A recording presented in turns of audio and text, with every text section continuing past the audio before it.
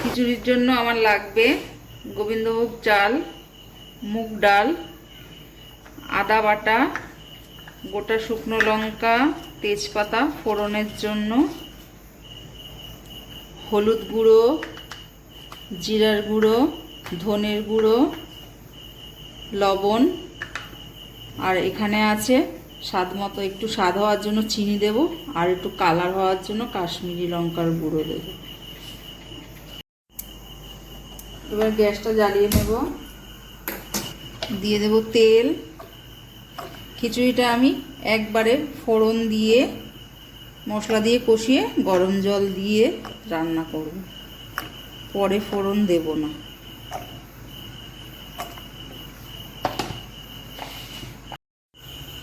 তেল গরম হয়ে গেছে, দিয়ে দেব গোটা শুকনো লঙ্কা, তেজপাতা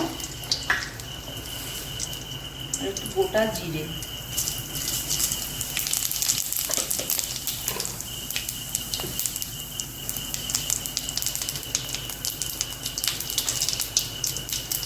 দিয়ে দেবো মুগের ডাল।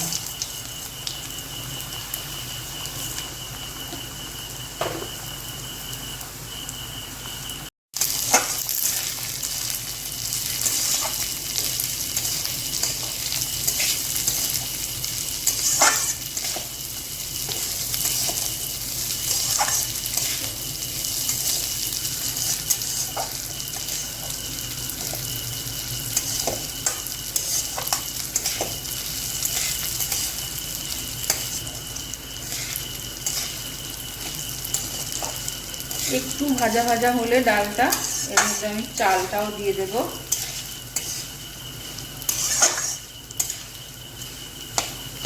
মুগ ডাল ভাজা হলে একটা হালকা গন্ধ আসে, সেই গন্ধটা আসলেই বুঝে যাবেন যে ডালটা ভাজা হয়ে গেছে। ভাজা হয়ে গেছে, এবার এর মধ্যে গোবিন্দভোগ চালটা দিয়ে দেব।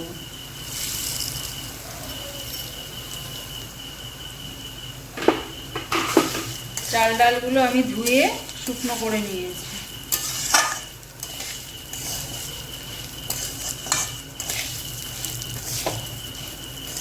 এবার একে একে এর মধ্যে মশলাগুলো দিয়ে দেবো।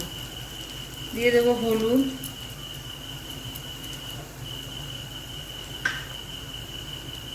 দিয়ে দেবো নুন,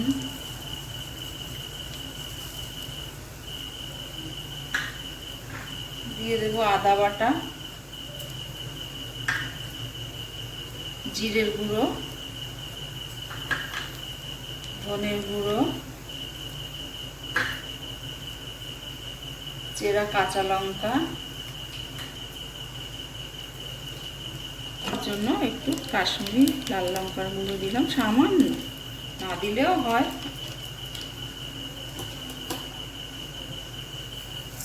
আর দেব চিনি। মশলাটা কষানো হয়ে গেলে আমি এর মধ্যে জল বসিয়ে রেখেছি অন্যদিকে, গরম জল দেব।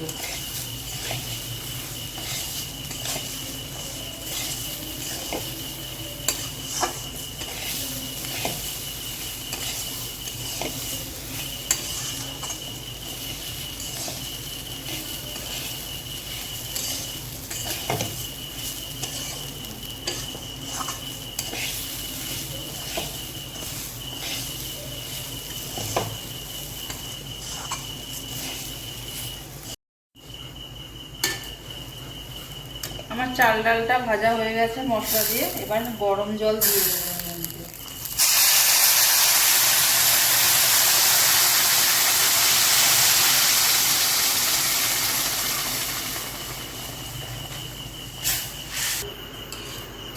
আমার এখানে চাল ডাল মিলিয়ে 550 গ্রাম আছে, তাই এখানে আমি 1.5 লিটার জল ব্যবহার করছি।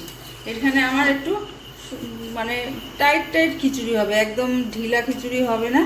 এবার আপনারা যদি পাতলা খিচুড়ি খেতে চান তাহলে সেক্ষেত্রে একটু জল বাড়িয়ে দেবেন, ঠিক আছে?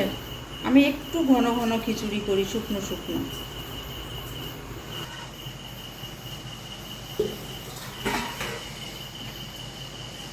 দেখুন বন্ধুরা, খিচুড়িটা হয়ে গেছে। এখন যেরকম আছে এরকম নিভিয়ে দিলে এবার আস্তে ঢাকা দিয়ে রাখে আর একটু শুকিয়ে যাবে। এবার এই গরম খিচুড়ির মধ্যে ওপর থেকে একটু ঘি ছড়িয়ে দেব।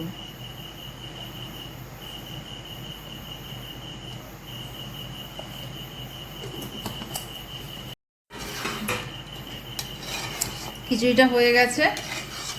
আপনারাও এইভাবে বানিয়ে দেখতে পারেন। যদি ভালো লাগে আমাকে কমেন্ট করবেন, আমার চ্যানেলটা সাবস্ক্রাইব করবেন আর আমার পাশে থাকবেন।